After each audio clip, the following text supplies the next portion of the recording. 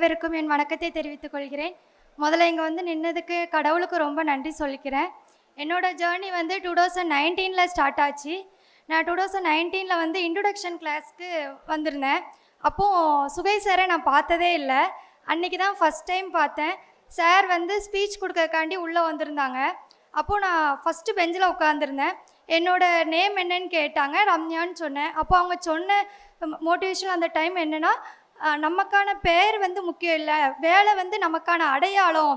நம்ம பேரை வெளியே சொல்கிறதோட இந்த டிபார்ட்மெண்ட்டில் இவங்க ஒர்க் பண்ணுறாங்க, ஒரு தெருவில் இல்லை ஊரில் வந்து இவங்க ரம்யான்னு சொல்கிறத விட இந்த டிபார்ட்மெண்ட்டில் இவங்க இருக்காங்கன்னு சொல்கிறது தான் நமக்கான அடையாளங்கிற வார்த்தையே சொன்னாங்க. அதுலேருந்து எனக்கு வந்து எப்படியாவது நம்ம ஒரு டிபார்ட்மெண்ட் எடுத்துடணும், வேலைக்கு போயிடணுங்கிற எண்ணம் மனசில் இருந்துகிட்டே இருந்துச்சு. அந்த டைமில் நான் வந்து ஸ்டெனோ படிச்சுட்டு இருந்தேன். நான் 2019 இங்கே ஜாயின் பண்ணும்போது என்னால் தமிழும் மேக்ஸும் தான் படிக்க முடிஞ்சது. தமிழ் சார் வந்து ரொம்ப எனக்கு ஹெல்ப் பண்ணாங்க. அவங்களோட இலக்கணம், அவங்க நடத்துகிற விதம் எல்லாமே எனக்கு பிடிச்சிருந்தது. சுதர்சன் சார், அந்த சாரை மறக்கவே முடியாது. அவங்களுக்கும் நாங்கள் படித்த பேட்ச் அப்பந்தான் வேலை கிடச்சிது. அவங்க வேலை கிடச்சி போகும்போது ரொம்ப மோட்டிவேஷ்னலாக பேசினாங்க. அவங்களுக்குள்ள ஜேர்னியை பார்க்கும்போது எனக்கும் மோட்டிவேஷ்னலாக இருந்துச்சு. என்னால் ஜிகே எதுவுமே அப்போ படிக்க முடியல. ஷார்ட் அண்ட் படிச்சுட்டு இருந்தனால எனக்கு அந்த ஹோம்ஒர்க் எழுதவே டைம் சரியாக இருக்கும். அப்போது நான் லோயர் முடிக்கவும் நம்ம கொரோனா பேட்ச் அதனால என்னால் கன்டினியூ பண்ண முடியல. அதுக்கப்புறம் ஹையர் முடிச்சுட்டு கிளியர் பண்ணி வரும்போது 2022 வந்து குரூப் 4 அப்போ என்னால் வந்து ஒரு லோயர் தான் என் கையில் இருந்துச்சு. என்னால் அதில் கிளியர் பண்ணி உள்ளே போக முடியல. ஆனால் ரொம்ப வருத்தமாக இருந்துச்சு. கவுன்சிலிங் கூப்பிட்ருந்தாங்க, ஆனாலும் என்னால் உள்ளே போக முடியல. அப்படி நான் பேருந்தால் கண்டிப்பாக எனக்கு கோட்டு தான் கிடச்சிருக்கும். எனக்கு கடவுள் நம்பிக்கை ரொம்ப உண்டு. என் லைஃப்பில் என்ன நடந்தாலும் சரி, கடவுள் ஒரு நல்ல விஷயத்துக்காண்டி தான் அது ஒரு தட்டி போச்சுங்கிற மாதிரி நான் நினச்சிக்கிடுவேன். அப்போது அந்த டைமில் நான் நிறைய படிக்கலை. அதுக்கடுத்து நான் ஃபுல்லாக உட்காந்து நல்லா படிக்க ஆரம்பித்தேன். நம்ம நல்ல டிபார்ட்மெண்ட், நல்ல டிஸ்ட்ரிக்ட் சீனியாரிட்டி எடுத்துடணும் அப்படின்னு சொல்லி ரொம்ப கஷ்டப்பட்டு படித்தேன். ஆனால் என்னால் கோஆப்ரேட்டிவ் சொசைட்டி ஸ்டேட் சீனியாரிட்டி தான் எடுக்க முடிஞ்சது. அந்த டைமில் நான் கவுன்சிலிங் ஹாலில் நிற்கும் போது என் கண்ணு முன்னாடி தான் டிஸ்ட்ரிக்ட் சீனியாரிட்டி போச்சு, ரூரலும் கமர்ஷியல் டேக்ஸும். ஃப்யூச்சர் ஆக்ஸ்பிரண்ட்டுக்கு என்ன சொல்லுதுன்னா, படிக்கும்போது நல்லா படிங்க, நம்ம எக்ஸாமில் வந்து ரொம்ப கேர்ஃபுல்லாக போடணும். என்னோடய கேர்லெஸ்னாலே நான் ஒரு 5 கொஸ்டின் விட்டேன். எனக்கு அப்போ அது தெரியல. நமக்கு தான் ஸ்டெனோ இருக்குல்ல, கண்டிப்பாக வேலை கிடச்சிடணும், அந்த தாட் மட்டும் தான் இருந்துச்சு.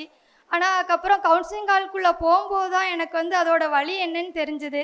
அதனால் நீங்கள் வந்து ஒவ்வொரு கொஸ்டினும் நம்ம எவ்வளோ தான் படிக்கோமோ அதை விட முக்கியம் நீங்கள் டெஸ்ட்டு போட்டு பார்க்குறது. டெஸ்ட்டு பேட்ச் வந்து எனக்கு ரொம்ப ஹெல்ப்ஃபுல்லாக இருந்துச்சு. நான் 2019 கிளாஸ் ஜாயின் பண்ணனால அதுக்கப்புறம் டெஸ்ட்டு பேட்ச் மட்டும் தான் இங்கே வருவேன்.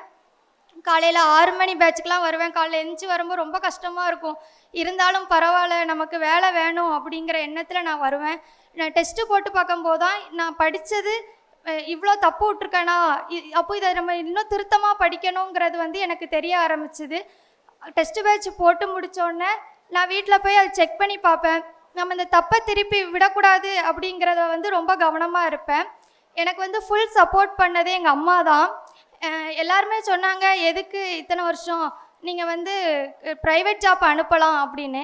எங்கள் அம்மா சொன்ன ஒரே வார்த்தை, இல்லை ப்ரைவேட்டில் வந்து நிரந்தரம் கிடையாது, எனக்கு அதில் கொடுக்குற 10,000 20,000 பெருசு இல்லை, நீ ஒரு அரசாங்க ஊழியர் ஆகணும். எங்கள் அம்மாவும் ஒரு அரசாங்க ஊழியர், அதனால் நீயும் ஒரு அரசாங்க ஊழியர் ஆகணும்னு சொல்லி மோட்டிவேட் பண்ணிகிட்டே இருப்பாங்க. எங்கள் அக்காவும் இங்கே ஓல்டு ஸ்டூடெண்ட் தான். 2014 அவள் வந்து ஜாப் எடுத்தா, நம்ம டிஸ்ட்ரிக்ட் கோர்ட்டில் ஒர்க் பண்ணுறா. அவள் தான் என்னை ஸ்டெனோ படிக்கணும் அப்படின்னு சொல்லி மோட்டிவேட் பண்ணா. நான் காலேஜ் படிக்கும்போதே மத்தியான ஷிஃப்ட் வந்து நான் டைப்ரைட்டிங் கிளாஸ் தான் போவேன். டைப்ரைட்டிங் கிளாஸ் போகும்போதெல்லாம் எனக்கு பெருசாக தெரியாது, ஏதோ வீட்டில் சேர்த்து விடுதாங்கன்ட்டு தான் போவேன். அதுக்கப்புறம் நான் ஸ்டெனோ படிக்கும்போது தான் ஸ்டெனோ ஒரு தடவை நான் ஃபெயில் ஆனேன். என்னால் அதை கிளியர் பண்ண முடியல. ஆனால் எனக்கு அப்போ தான் ஒரு வெறி, நம்ம ஒரு தோல்வியை சந்திக்கும் போது தான் நமக்கு வந்து வெறி வரும்.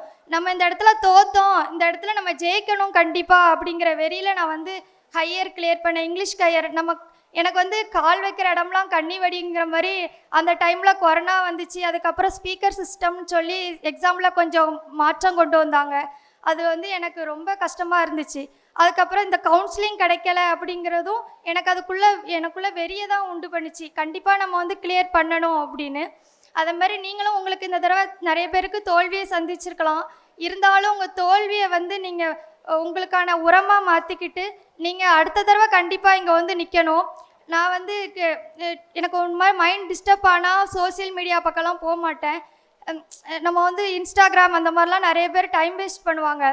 நான் என்னோட செல்ஃப் கண்ட்ரோலாக இருந்துக்கிடுவேன், அதை யூஸ் பண்ணக்கூடாது அப்படின்னு சொல்லி. ஏதாவது பார்க்கணுன்னா மோட்டிவேஷ்னல் ஸ்பீச் மட்டும்தான் பார்ப்பேன். நான் எப்போல்லாம் எனக்கு ரொம்ப டவுன் ஆகுறேனோ நான் அப்போல்லாம் வந்து இந்த மாதிரி அச்சீவர் ஸ்பீச்லாம் பார்ப்பேன்.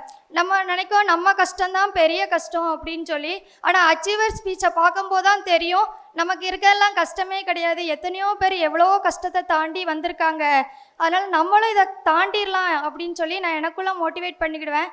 7th ஸ்டாண்டர்டில் ஒரு திருக்குறள் உண்டு, நம்ம அதாவது துன்பத்திற்கு துன்பம் கொடுக்கணும் அப்படின்னு சொல்லி. அப்போது நான் வந்து படிக்கும்போதெல்லாம் எனக்கு அதை எதையாவது நான் நினச்சேன்னா நான் அதை தான் அந்த திருக்குறள் நினச்சிக்கிடுவேன். நமக்கு இருக்க துன்பமே கிடையாது, இந்த துன்பத்துக்கு நம்ம துன்பம் கொடுத்து ஜெயிச்சு காட்டணும் அப்படின்னு சொல்லி. நம்மளை சுற்றி நிறைய பேர் டிமோட்டிவும் பண்ணுவாங்க, ஆனால் அதெல்லாம் நீங்கள் கண்டுக்காதீங்க. நம்மளை மோட்டிவ் பண்ண 4 பேர் இருப்பாங்க, அந்த 4 பேரை நீங்கள் யோசித்து பார்த்துக்கோங்க, முன்னேறி சென்று கொண்டே இருங்க. இந்த வாய்ப்புக்கு நன்றி கொடுத்த அனைவருக்கும் நன்றி, வணக்கம். சுரேஷ் IAS அகாடமி, வெற்றியின் முகவரி.